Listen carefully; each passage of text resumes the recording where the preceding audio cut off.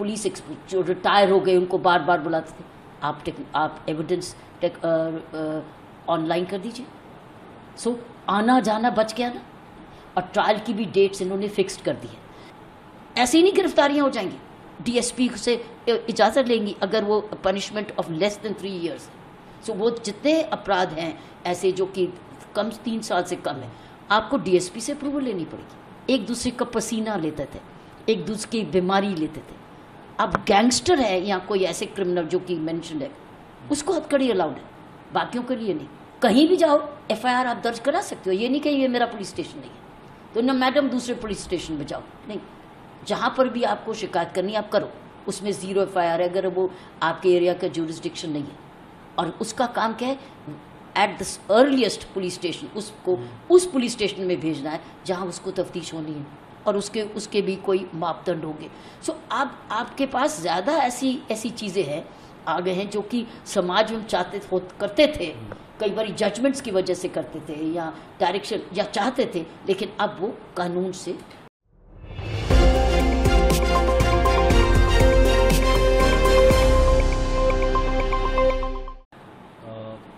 Criminal laws IPC, CrPC और Indian evidence act को replace किया गया है।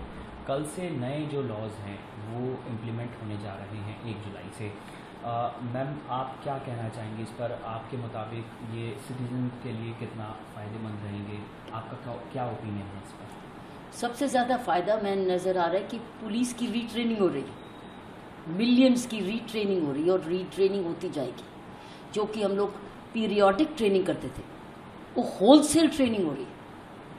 और होलसेल ट्रेनिंग किस चीज़ के लिए? ट्रांसपेरेंसी के लिए, अकाउंटेबिलिटी के लिए, टेक्नोलॉजी के लिए, विक्टिम के राइट्स के लिए, वुमेन विक्टिम्स के लिए, और अदालतों में स्पीडी ट्रायल के लिए।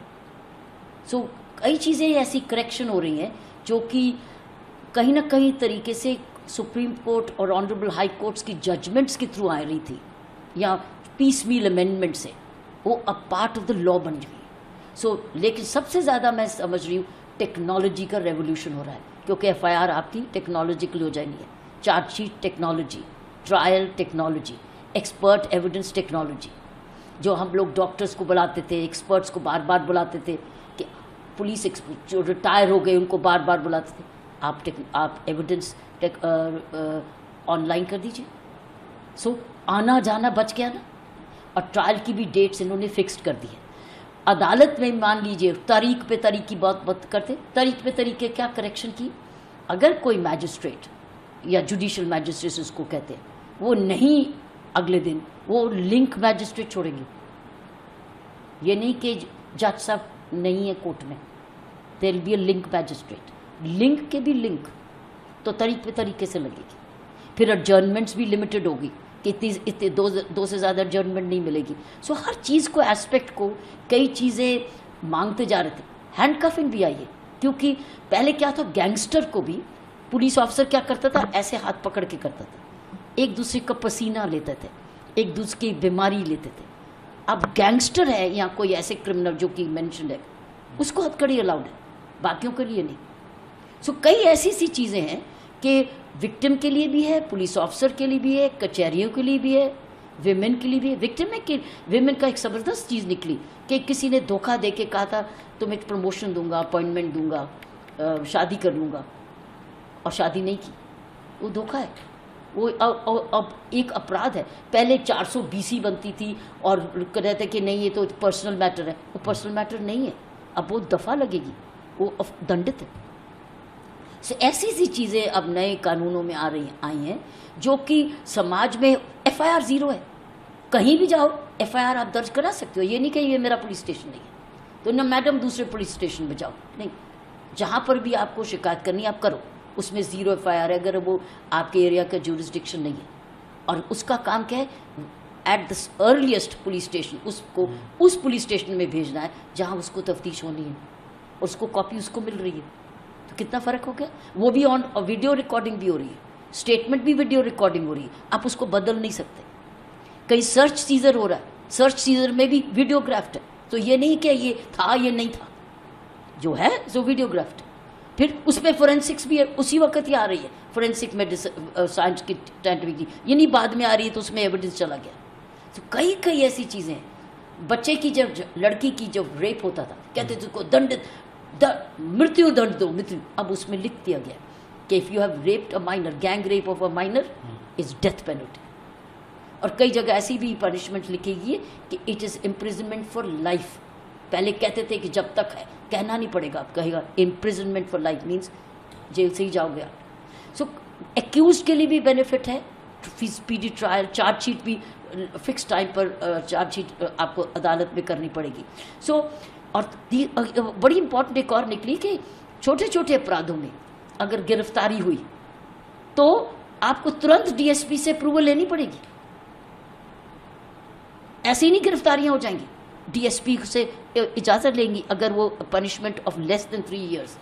सो वो जितने अपराध हैं ऐसे जो कि कम 3 साल से कम है, आपको डीएसपी से अप्रूवल लेनी पड़ेगी, तब आप गिरफ्तारी करेंगे। फिर एक और बात, जब बहुत नई नई चीज़ें, ये एक बड़ी इंपॉर्टेंट है कि आपने जाके कंप्लेंट की, ठीक है, और सीधा कहते हैं एफआईआर दर्ज, कई बार झूठी होती है या सच्ची होती है।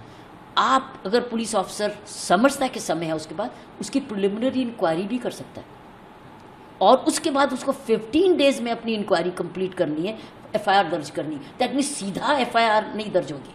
मान लो एक ने दूसरे के एक फैमिली डिस्प्यूट है या ऐसा मैटर है, तो आपने गुस्से में जाके एफआईआर कर दी तो एफआईआर दर्ज होगी, देखो अब क्या करें। या तो अब ये है कि आपके पास एक स्कोप है, पुलिस ऑफिसर के पास एक और टूल कि आप प्रिलिमिनरी इंक्वायरी भी कर सकते हैं।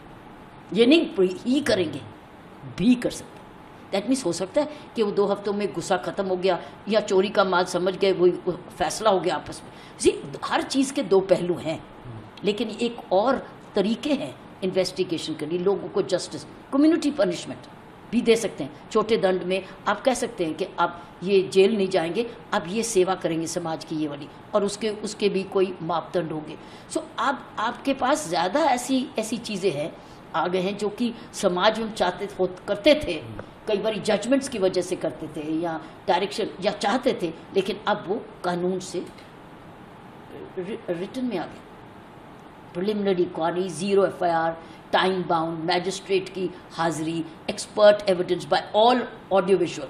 सो आपके पास क्या हो रहा है, अब आप क्या कहेंगे कि ये तो सच नहीं है, प्रिजनर की आइडेंटिटी, तुम थे नहीं प्रिजन, तो आपका सारा वीडियो बोल रहा है।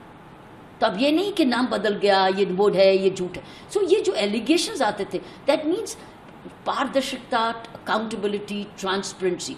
हर डिस्ट्रिक्ट में सुपरिटेंडेंट सीनियर होगा, उसको हर एक को उसको पता होना चाहिए कौन गिरफ्तार हुआ। गिरफ्तारी का वेबसाइट में रोज रिकॉर्ड होगा कि कौन सी गिरफ्तारी किस जगह हुई, तो आप वेबसाइट में जाके पता कर सकते हैं कि कौन गिरफ्तार हुआ। सो आपका और भी ट्रांसपेरेंसी आ रही। अब